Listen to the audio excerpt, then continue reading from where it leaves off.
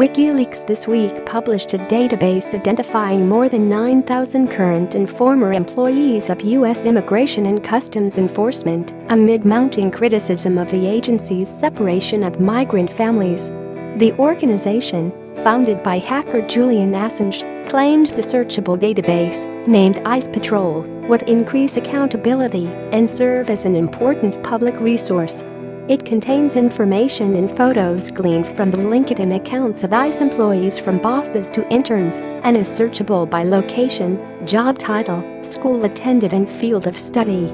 WikiLeaks obtained the data from Sam Levine, a Brooklyn-based artist who claims to be a part-time professor at New York University's Tisch School of the Arts and the New School's Eugene Lang College of Liberal Arts. Levine first tried to publish the database on Tuesday using GitHub, an online software development platform, but this was taken down, according to The Washington Post. At the time it contained information from around 1,500 staff. WikiLeaks justified Thursday's data dump in a public statement, which mentioned the separation of children at the border by ICE agents. Share this article. Share this information is an important public resource for understanding ICE programs and increasing accountability, especially in light of the extreme actions taken by ICE lately, such as the separation of children and parents at the U.S. border, it said.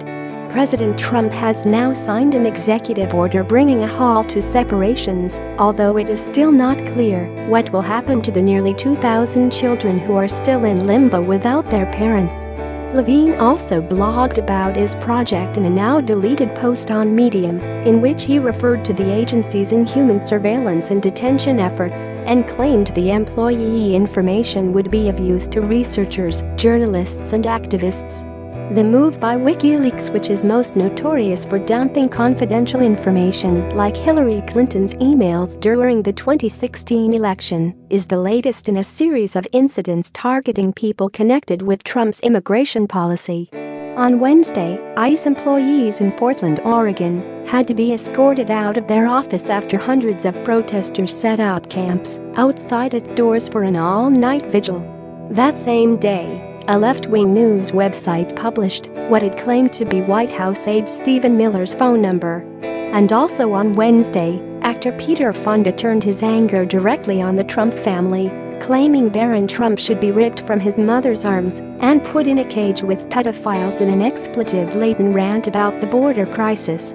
He later apologized. On Tuesday, Homeland Security Secretary Kirstjen Nielsen decided to leave a Mexican restaurant in Washington, D.C. after protesters began shouting "Shame."